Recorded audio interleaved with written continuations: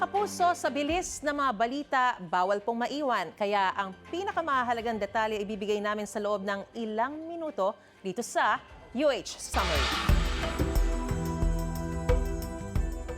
Ano ba ang mga naganap sa ikalawang araw na impeachment trial ng Vice Presidente? In summary, kahapon po dumating si Vice President Sara Duterte sa Senado para sa meeting kasama ang defense team. Pero hindi siya dumalo sa impeachment hearing. So nagkaroon po siya ng maikling press con at nagbigay lamang ng isang matapang na statement na, "In this bloodbath and bludgeoning, I will be bloodied but unbowed." Kahapon naman po iniharap na rin ng prosekusyon o ng prosecution team ang kanilang first witness na si NBI agent John Mark Calilong.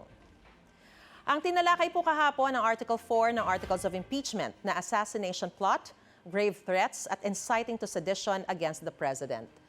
Inabot ng ilang oras ang pag-authenticate ng mga ebidensya dahil na rin sa kaliwat ng objection ng defense team ng Vice Presidente. Yan po. Matindi ang naging sagutan ng member ng defense panel na si Attorney Carlo Joaquin Narvasa at member ng Counsel for the Prosecution Team na si Attorney Amando Virgil Ligutan sa pagsalang ng unang witness ng prosekusyon.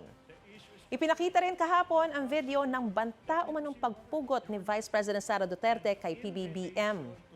Sina Senator Risa Ontiveros at Senator Pia Cayetano naman, nagpasaringan din tungkol sa pagtatanong sa impeachment trial. Nagkaroon ng clash ang dalawang senator judges nang tanungin ni Senator Risa kung impeachable raw ba ang mga ginawa ng Vice Presidente. Ang naging pahayag ng prosekusyon o prosecution member, pinapa-strike out ni Senator Pia Cayetano dahil aniya tila closing statement na ito.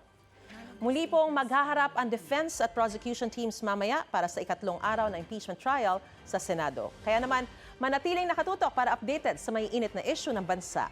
Ako po si Mariz Umali para sa UH Summary. Ikaw, hindi ka pa nakasubscribe sa GMA Public Affairs YouTube channel?